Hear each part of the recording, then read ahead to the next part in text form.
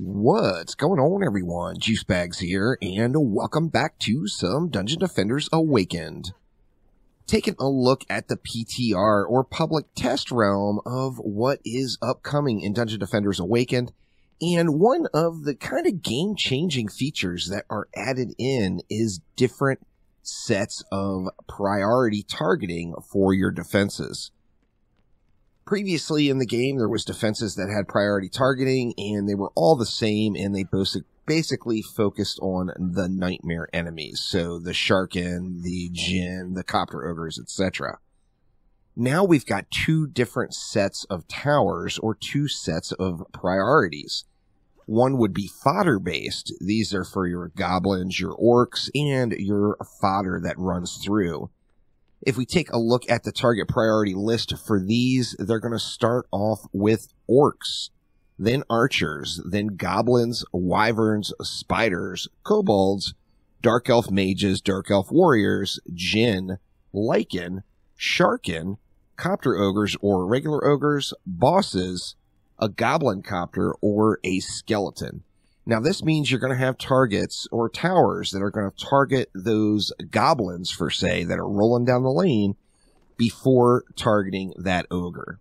Now, these towers are going to be the magic missile tower, the fireball tower, the lightning tower, the bowling ball tower, and the shroomy pit. Now, in addition to having fodder-focused towers, you're also going to have special enemy-focused towers.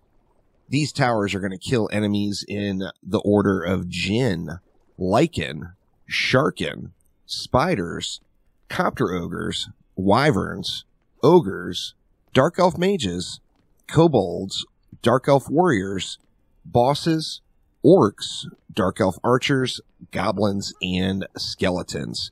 Now, as you see, skeletons are the bottom of the barrel on both of these lists, so skeletons are always going to be the last enemy targeted by your defenses.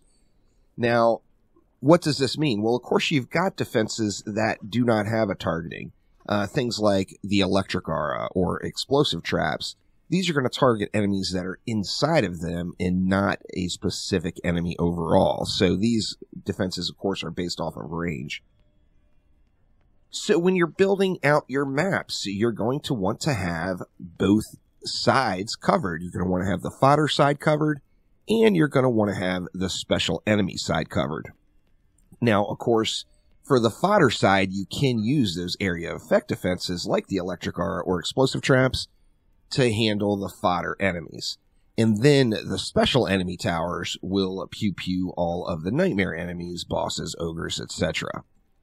Now, when you're building out your maps, you're going to want to think about both of these schedules. So we're going to take a look at the Ancient Mines here on a Lycan King bonus wave. And I'm going to start here just on wave 23, just so I can build the map out. But let's go ahead and get started. We've got 80 DU to work with. Now, we're going to focus pretty heavily on the Apprentice on this one. First things first, we want some special enemy towers down. So for special enemy towers, we're going to be going with the Deadly Striker. Let's go ahead and throw one. Where do we want to start it? Let's go, can we go back in this area? Looks like we can. So let's cover this lane first, and we'll go 2 Deadly Striker towers to help out with the special enemies on this lane. Now we want to add some fodder kill into the lane. So here we're going to go ahead and throw some Magic Missile Towers directly behind. Now, Magic Missile Towers, in my opinion, got a really nice bit of a buff with this last update. And one of the biggest things, besides just their overall effectiveness, is their 2 DU now. So, I mean, getting Magic Missile Towers into the mix is just easy peasy. Now, I, for one, just in my personal opinion, I think Magic Missile Towers should be special enemy tower priority instead of fodder tower target priority.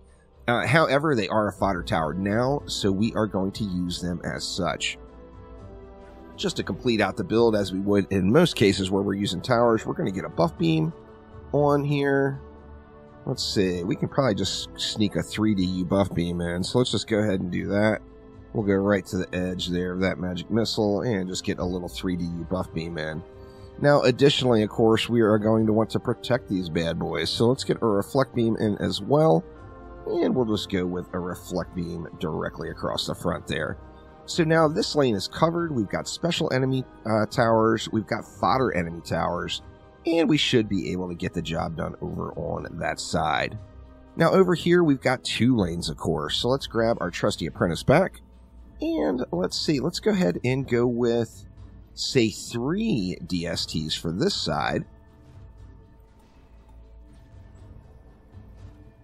And we've got our special enemies covered, and now we need to think about the fodder enemies. So with the fodder enemies in mind, let's just go ahead and get those magic missile towers down once again, just like we did before.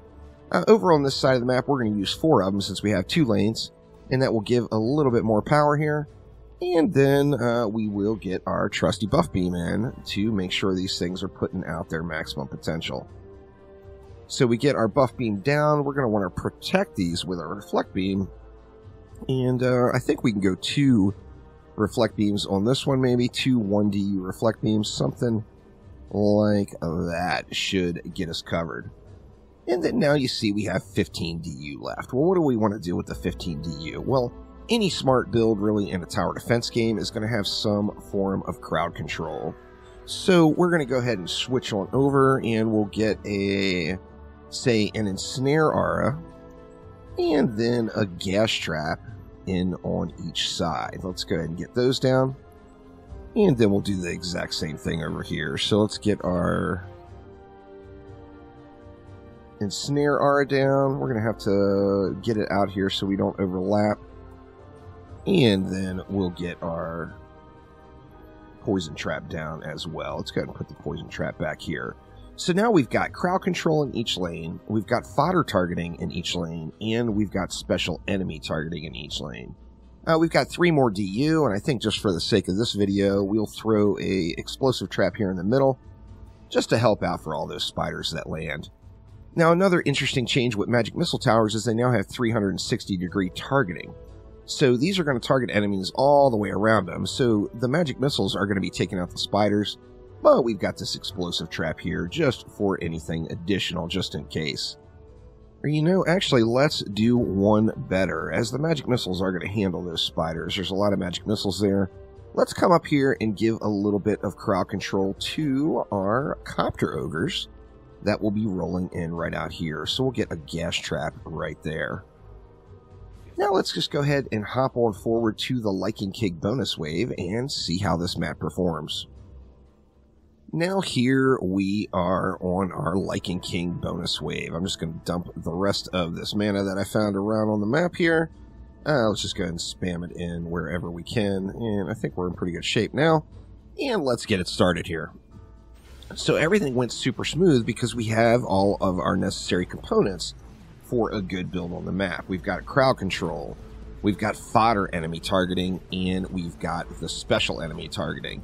So everything is there and getting the job done pretty well. If we take a look at the bonus wave here, the spiders are building up quite a bit. The magic missiles are going to have to put in a little work to get those done.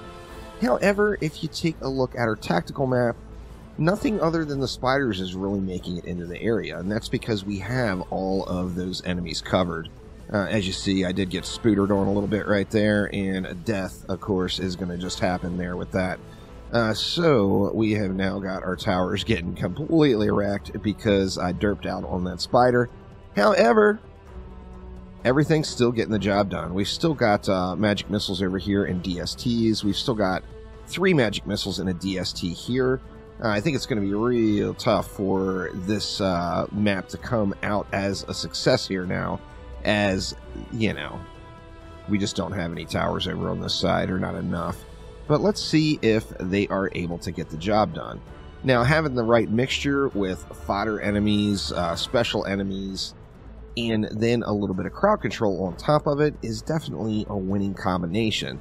Now remember, you don't have to actually use fodder-specific towers if you go with area of effect traps, you know, so traps, auras, etc. Anything down that's going to hit everything that's within the area, of course, they are based off of just what's in range and not what kind of enemy they are. So even with the massive derp roll here and the death, we're still getting the job done. We have got our last ogre getting wrecked right here. I think that is going to be it And then we've got our little goblins and everything just getting wrecked up. And there we go. We actually got a win, which I was not expecting with that derp in there, because that was some pretty severe derp. So spiders, of course, are still spiders. They hit like an absolute truck, and they poison the living crap out of you. I let that happen to me, and still got the W, as we've just got the right recipe. So we've got our special enemy targeting, our fodder enemy towers, and then a little bit of crowd control. So that will do it for now. Hopefully this helps you all understand the new strategies that will be upcoming, as this is going to change builds. There's no doubt about it. Now, obviously, some builds are just strong meta builds that have worked, that will continue to work. However, a good solid base components, or covering all of the solid base components, are going to be your recipe for success in Dungeon Defenders Awakened. So that will do it for now. Thank you all once again, and I will see ya next time around. Take it easy.